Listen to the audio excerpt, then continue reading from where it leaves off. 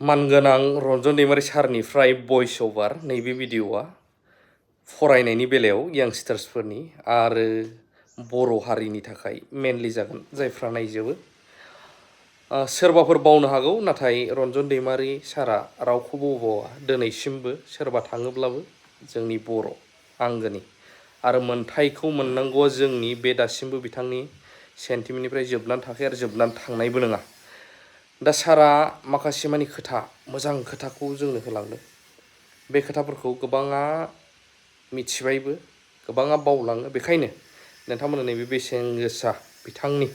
भइस ओभारखौ होनाय जागोन जोबजासिम नायोब्ला निस्सय माबा मोनसे एसेब्लाबो जिउआव आरो नोंनि सानफ्रोमबोनि लाइफआव इउटिलाइज खालामनो बाहायनो हागोन। फासखौबो जों दानि बायदि इलेक्ट्रिसिटि जों फरायनो मोनाखै जों साखि लेम्पजों फरायनाङोमोन बैखिनि समाव केरासिनाबो बांद्राय गैयामोन बाजारावबो मोनलाबायामोन बायनोबो हायामोन जेब्ला गोबाव 10-11तासिम फरायगोन अब्ला आफाया आंखौ रायबावोमोन केरासिन बायनो हाया मानो दासिम फरायबाय थादों लेम्पआ खोमोरदो उन्दुदो होननानै बुङोमोन बेनिखाय फरायनोबो हायामोन थेवबो आं मेट्रिकखौ माहाथाम माइनि नारायाव दुब्लियाव फरायनानै पास जादों आरो दिनै आं गावनि आथिङाव गसंनो हादों गावनि आथिङावल' नङा दिनै बर' माहारिनि थाखायबो सुबुं माहारिनि थाखायबो जि हायो साननो हादों आरो मावनो हादों बेनिखायनो दिनै आं सानो फरायनाया जोंनि सायावसो दिनै जोंनि दुलाराय बर' फरायसा आफादनि गाहाय नेहाथारिया क्वालिटि एजुकेशननि खोथा नाजाबायदों हास्थायबायदों एबसुआ क्वालिटि एजुकेशननि थाखाय नाथाय जों जुदि नाजायाब्ला जों जुदि हास्थायाब्ला दिनै एबसुआ नाजानानै मा खालामो बोरै जानो बेनिखायनो जों दिनै नाजानो नांगोन जों दिनै हास्थायनो नांगोन फरायोब्लानो हायो जायफ्रा डिस्टिंसन मोनदों जायफ्रा स्टेन्ड खालामदों फार्स्ट एन्ड टपआव थांदों दिनै जों बिसोरखौ सोङोब्ला जों मिथिगोन जे बिथांमोना खमैयावनो 8 घन्टानिफ्राय 15-16 घन्टा सानसेयाव फरायो जानाय लोंनायनि बादै फरायबायानो थायो बिनि थाखायनो दिनै बिथांमोनहा बेबायदि डिस्टिंसन मोनो स्टेन्ड खालामनो हायो मोजाङै पास खालामनो हायो नाथाय जोंनि गेजेराव खै घन्टा फरायो दिनै बेयाव बेसेबां स्टुडेन्टस दङ सोरबा दैलि 4 आवार्स फरायो होननानै सिखारनो हागोन नामा 15 घन्टा 16 घन्टा सानसेयाव फरायनायाथ' बारो 15 बा 16 घन्टा रिंगा फरायनाया बारो हयथ' घन्टासेबो जों सानसेयाव फराय अब्ला जों दिनै माबायदिहै मोजां सोलोंथाइ लानो हानो माबायदिहै जों मोजां पास खालामनो हानो माबायदिहै जों दिनै मोजां कलेज इउनिभारसिटियाव फरायनो हानो फरायनायनि सायावसो इसोरा जोंखौ गासैखौबो समानैनो दादों समान मेलेम होदों हारसाखौ जिबायदियै आथिं आखाइ मेगन मेलेम होनानै दादों बा बाङालिफोरखौ जिबायदियै मेगन आखाइ आथिं होनानै दिनै मेलेम होनानै दादों दिनै जोंखौबो दादों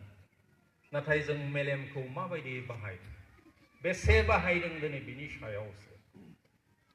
जेरै सेखा गंसेखौ गारना दोनब्ला मेलेम दिनै मामर अरो बेबायदिनो जोंबो जुदि जोंनि मेलेमखौ गारनानै दोनोब्ला दिनै बेबायदिनो मेलेमलाबो बुदुला जालाङो सार्फ नङा टेलेन्ट गैया जालाङो बेनिखायनो जों दिनै मेलेमखौ जेसेनो बाहायगोन बेसेनो सार्फ जागोन मेलेमाव लायनो माने हाजार बिजार लाख लाख दिनै सेल दं रोदा फिसा फिसाफोर दं बेदरफोर दं जेसेनो बाहायगोन बेसेनो मोजां जागोन सेखाखौबो नों जेसेनो बाहायगोन जेसेनो उनगोन बेसेनो धार जागोन बेसेनो गोबौ जागोन बे मेलेमखौबो जों जेसेनो बाहायगोन बेसेनो दिनै मोजां जालाङो आरो मेलेमा मोजांब्लानो जोंखौ रावबो सिङाव दोननो हाया जों जेरैखि जाया जेरैखि जाया जिखुनु सिटुएसनखौनो जों सामलायनो हायो जिखुनु सिटुएसनावनो हाल सानावनो जों दिनै गसंनानै सामलायलांनो हायो गावखौनो गाव दैदेननो हायो खिन्थु जों दिनै नुदों जों बर'फ्रा बेबायदि दिनै मेलेम बाहायियावनो जों बेबायदिहै गोदोसोनानै थानांगौ बेनिखाय स्पेशली जोंनि फरायसाफोरखौ आं दिनै खावलायो फरायनांगौ मबे स्कुलाव फरायदों मबे मिडियामाव फरायदों सोर टिचारनि फोरोंगिरिनि सिगाङाव फरायदों बेफोरखौ सानबाय थायालाबानो फरायनांगौ हास्थायनांगौ आरो नाजानांगौ अब्लासो जों दिनै बुहुमाव जोंनि गियान गोहो बोलोजों रोंगौथिजों जों दिनै थांनानै थानो हायो दिनै जों जेब्ला सोलोंगोन अब्लानो गियान मोनगोन जों गासैबो खोनादों जेम्स बेकननि मुंखौ सासे मुंदांखा जारिमिनारि लिरगिरि बा गोनोखोआरि बिथाङा गोबां बोसोरनि सिगाङावनो बुंदोंमोन दे अनलि नलेज केन गिभ पावार होनना गियानाल'सो सासे सुबुंनो गियान माने बोलो गोहो होनो हायो आरो दिनैबो बिथाङा जि बुंदों बेनो थार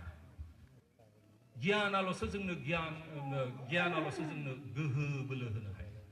बे गोहो बोलोखौ जों बहानिफ्राय मोनगोन जों फरायनायनि गेजेरजों मोनगोन स्कुलनि गेजेरजों मोनगोन इउनिभारसिटिनि गेजेरजों मोनगोन कलेजनि गेजेरजों मोनगोन आरो बिनि अनगायैबो जों गुबुन बिथिङाव दांनायनानै बिजिरनानै जों दिनै गियान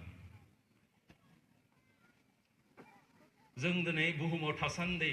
साफ्रोमबो गावखौनो स्टुडेन्टस बायदि साननानै लानानै जुदि साफ्रोमबो बिजिरोब्ला नायबिजिरोब्ला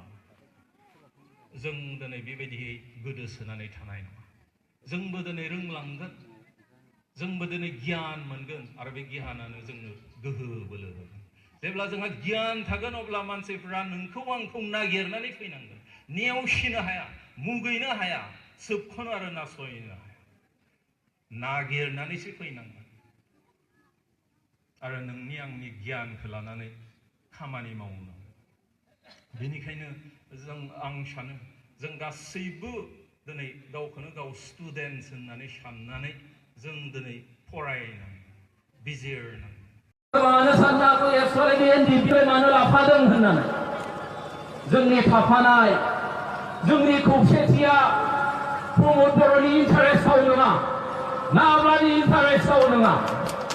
बिरेन बर'नि इन्टारेस्टआव नङा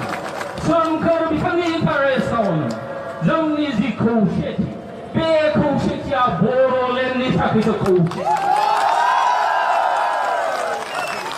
बर' रायजोनि थाखायसो जोंनि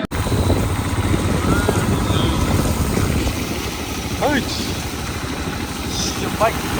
बाना जाबाय नै अखाफोरानो मा बेखौथ' एसे